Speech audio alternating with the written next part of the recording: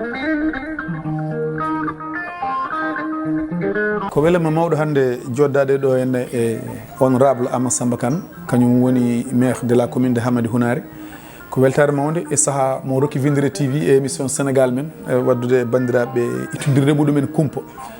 nde tawno kala ɗo communication ala ene wawi jibinde goɗɗum ko wona ɗum monsieur le maire futur honorable député calmina bandiraɓe on saaha puɗɗen nadde e yewtere nde eyyi Oumar komo mi salmini bandiraɓe foof mi wiiɓe assalamu aleykum wa rahmatullahi wa barakatuhu. caggal nde calminɗa bandiraɓe e oɗo saaha won régime gummiɗo régime kesso ari mankata joni lebbi 6 jeeɗiɗi so tawi e won wayloji ɗi teskiɗa e régime garɗo caggal ko e régime kiɗɗo o manan gonnoɗa holko teskiɗa e oɗo saaha leydi ndi ene wuuri ɗum ko teskitimi hen nde kam guila ɓe puɗɗi faade joni woni mataw lebbi 6 nana faye 7 ala ko jiimi hen kam kene deñi hakkille sa ƴeewi e banggue liggey tan liggornoɓe e nder administration sukaɓe meɗen ittaɓe hen keewi no feewi sa ƴeewi entreprise privé secteur privé également difficulté ji mawɗi ɓe goni andi yeeyi société mawɗo mo ganduɗa koye travaux public wonno hayɗo bureau muɗum waɗi luwas pour yoɓa ɗum ko probléme te kadi koto diwan men to ko exemple précis dokkatmami société mo ganduɗa ko laabi waɗanno ko kuuɓeje mahanno ene waɗa employé plus de 1000 personnes joni hay yobde luwas ronkiti pourquoi parce que travaux ji mumen dartima ɗum koye oɗo régime yiya ko wona ɗum ko so tawi a ƴefti to meɗen min ko ɗum surtout hulɓinimi to meɗen chantier ji kewɗi ene gonno toon e régime ɓennuɗo ɗin chantier fof darima Dande Maayo minen haade campagne o uddide min jeehino Dande Maayo mais min gara ha Ganguel min jiiɗi ɓennude juude e Gurel Sorow mais min ɗum ko ɓennude ndiyam ifti lawol ngol ko gonga ni hikka ilam heewi ha waɗi pusam kono so no lawol ngol fewnanoma ko waɗi pusam ko foof par ce que tali o towat neɗɗo wawi rewde hen tali o ha hande ɓamtaka mi anda ko waɗi sa ƴeewi également Matam Wourossogui hôpital mahetano ɗon mi anda quel est le probléme koko dari aérodrome o également cikkannomi hikka haɗen oɗo saaha tawno sa immima Dakar koye avion jolata ha Wourossogui sa ƴefti Wourossogui mbawa ƴefta oto jaaha saɗa waɗi e campagne ko ɗon jogornoɗa jurrade finalement waɗani voilà ha hande ko tali ɗum noon ene hulɓini yimɓe kadi mi yiyaniɓe ha hande to diwan men to mi anda ko waɗi holko jiɗɗa wiide a yiyaniɓe président mi yani ɗum toon o yeehi hen nokkuji goɗɗuɗi kono to meɗen mi yiyanimo toon taw mi anda ko waɗi ɗum kadi won gueɗe kewɗe kalanoɗe haadema ɓe arde e mbino soɓe gaari ɓe mbaɗi critiqué no fewi régime gonnoɗo régime Macky Sall régime monoɗal eyyi voilà ɓe mbi soɓe cuuɓa yimɓe pour liggo koɓe beelaɓe cuuɓoto ɓe ƴewata joguiɗo compétence ɓe mbaɗa ɗum toon ɓe ƴewata tan ko mo beelaɓe cuuɓo mais ko ɓuuri ɗum bonde jiiɗen ɗo joni so tawi a ala e parti mabɓe a suɓetaki compétence mo mbawɗa dañde foof ɓe mbino koɓe mbaɗa appel à candidature won poste uji ɗi ganduɗa ko texte o e hoore mum ko lawol hoore mum wi ɗo gardotoɗo ɗo foof foti waɗede ko appel à candidature hay ɗimɓe mbaɗani respecté saka noon ɗi ganduɗa lawol forçani lawol wiyani alay saago ma mbaɗa appel à candidature kamɓe mbinoɓe mbaɗa appel à candidature koɗo mbaɗaɗe appel à candidature sa sohli sa jeeyaka e mabɓe a natata toon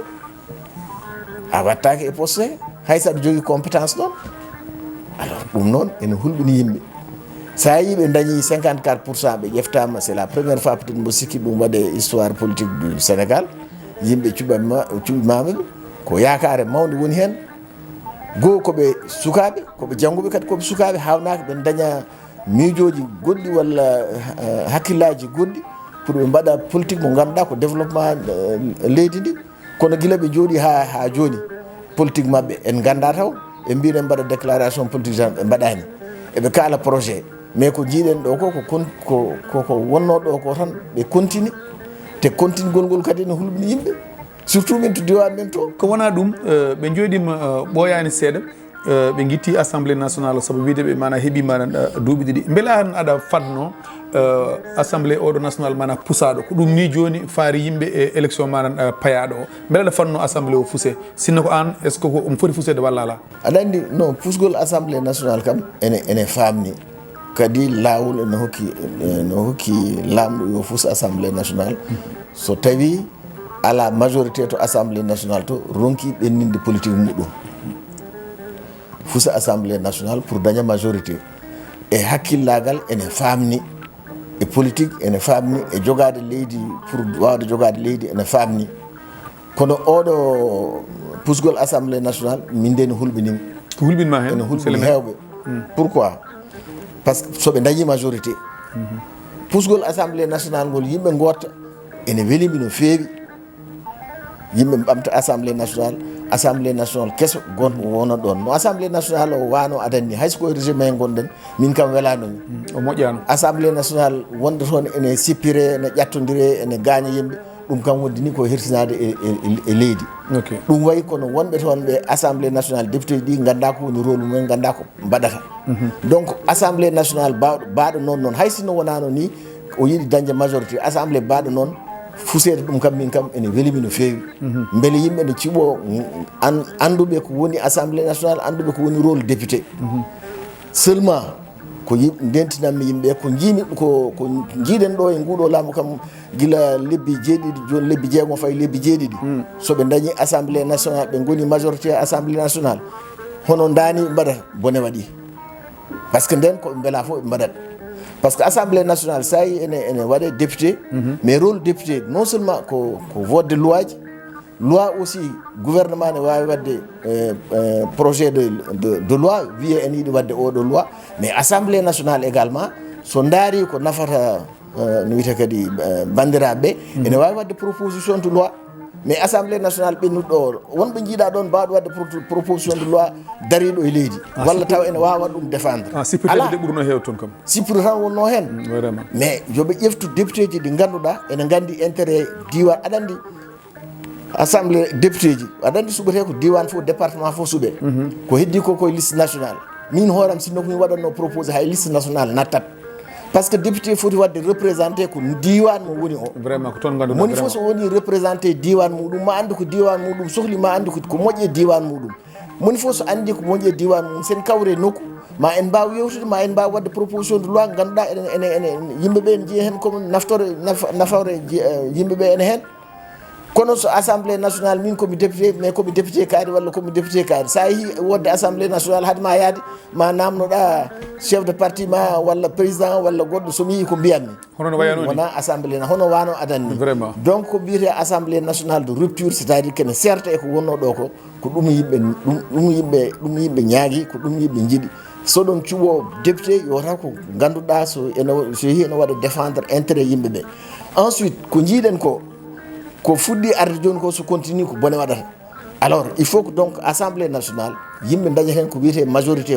woni ɓuuren hewde e assemblée nationale sen ɓuuri hewde e assemblée nationale eɗen gandi kadi ko woni intérêt diwanuji meɗen on sanga sen jooɗima assemblée nationale mbaɗi wat défendre ɗum ɗo meɗen intérêt ji meɗen so tawi gouvernement waɗi présenté loi mo ganduɗa intérêt men ala hen eɗen mbawi salade so tawi kadi en keewi en goni majorité assemblée nationale gouvernement sen formé labudde naaten hen alay saago ɓe namno en noɓe pormito gouvernement sono ɗum mbawata liggade ko hono ɗum woni pratiquement France actuellement jomum wawata liggade tant que a waɗani discuté opposition a wawata liggade ɗum noon enen ɗo ko jiiɗen ɗo ko kam so continue dani soɓe dañi majorité assemblée nationale loi ɓe ƴefti fof wayno kono no wiyete lettre à la poste ni wayno neɗɗo hokka lettre tan yaaro joƴina hono no mbaɗa ɗum ɗon ni tan bone waɗat il faut ko yimɓe calo ɗum il faut ko ƴeewen majorité beele assemblée nationale eɗen keeɓa majorité so tawi ko ari toon ko fewani e ko fate e diwan meɗen tan wona diwan men ko fate e sénégal fof caloɗen seɗen jogui miijo wongo aussi kene nawa leydi ndi yeeso mbaɗen proposition de loi ɗum voté ensuite rôle assemblée rôle député également ko wadde contrôler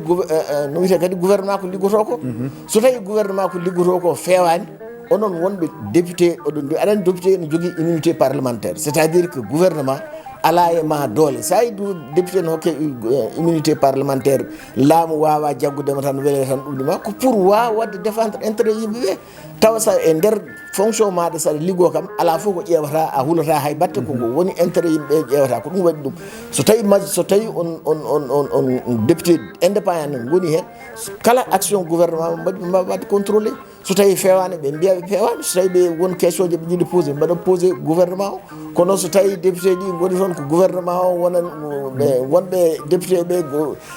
sene hay sene isla walla sene ɗum ma namno permission gouvernement ma mbayno bone waɗat ɗum noon ɗum yimɓe pour salade cikkuɗa wona on assemblée jogori artude saabu sa ƴeewi fodde wonde 43 coalition te ka coalition ngaji gonɗo ɗi pop ko yimɓe wonnoɓe ɗo ko député ji gonnoɗo ɗo ene tan kadi ndendi kadi batti mana coalition ngaji beele cikkuɗa wona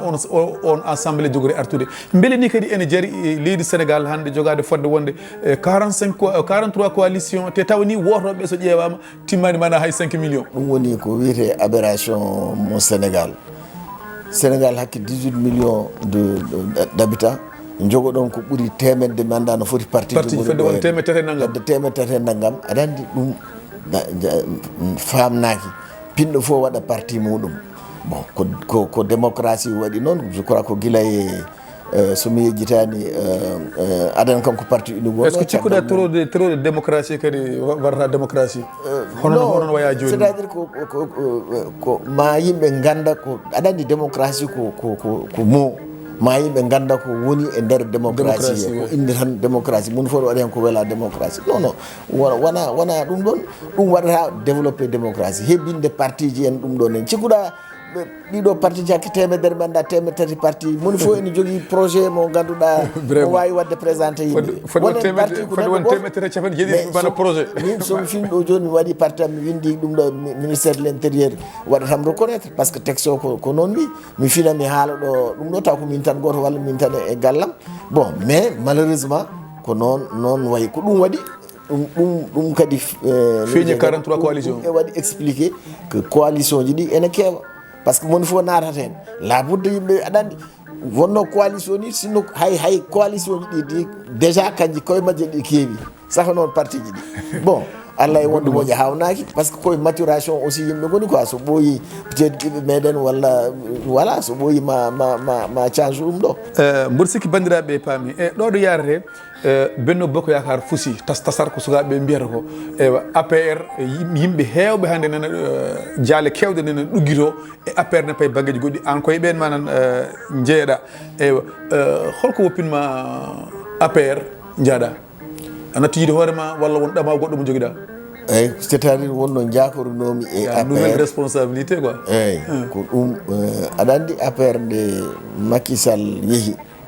déjà yaadu makko ko gonga o waɗi ligguey pewɗo o waɗi erreur hala fof mo watta erreur surtout joguiɗo gouvernement ko way noon saɗa waɗa géré hay sinno ko entreprise tan mbatta ko pewɗa fof hawnaki perguitoɗa ko neɗɗo way noon min mi waɗi géré lonage duuɓi no foti duuɓi jeenayyi duuɓi sappo mankude seeɗa j'ai l'esprit tranquille somi waɗnomo contrôlé vraiment mi waɗama contrôlé mi meeɗa dañde hen probléme kono mi wona komi neɗɗo tan mbo wawade ɗo erreur mi waɗa ɗo erreur kono mboɗo yetti Allah mboɗo sikki no ponnomi wadde mi waɗiri noon kono neɗɗo timmata donc gouvernement kanko nde wonɗo waɗi erreur aji makko noon keewi surtout noon fin gouvernement o mandat ji ɗi min mboɗo jeeya ganduɗa salinoɓe wadde troisiéme mandat jarani a waɗi mandat ji ma ɗiɗi a waɗi ko feewi yaltu sakket o noon ko ɗon probléme o ari e parti he ari e coalition Benno Bokk Yakar nde waɗi troisiéme mandat ha caggal ɗum gandirɗon histoire o yaari ni o waɗorani troisiéme mandat o waɗi proposé candidat guila o waɗade proposé candidat Allah de en andi kadi ka aldanmi ko hakkude e Allah mboɗo jeeyno e miijunode hono baɗo ono Amadou Ba pour wona candidat Allah waɗi o suuɓima on sa suuɓima on il faut être logique avec soi-même jaada e makko jusqu'à la fin mais saken ɗo alhaali o jiiɓima mi wawa haalɗo e télé mi anda ko woni hakkude nder kono kam jiiɓima no fonno wade ni kanko mawɗo leydi o waɗirani noon nde alhaali o ɓenni min toujours mbiyatmi ko nde élection présidentielle wadde en mbaɗi erreur en belsidima en mbaɗi erreur ha candidat men perti wonɓe sukaɓe ƴefti ɓe ganduɗa ngala expérience bon joni il faut rectifier le tir min élection législative oɗo mbiyatmi chaque fois ko rectification erreur mbaɗanoɗo en mbaɗi erreur élection présidentielle o tinnoɗe mbaɗen feere pour oɗon erreur wasa wattude no mbaɗirten feere ha on erreur wasa wadde ko dañanen Amadou Ba majorité au niveau de l'Assemblée nationale. D'accord. aɗa andi yimɓe peccima o yeehi c'est vrai ko affaire heddima kono minen kam e hoolare kam min jii ko wonno affaire ko ko oɗo beeji hakkillaji amen emin sikki aussi kanko so ardima assemblée nationale ma ko heewi wahlo so Allah jaaɓi wona assemblée nationale o tan min kam ko vision am wona assemblée nationale tan mais ko 2002 jusqu'à 2029 so élection présidentielle ari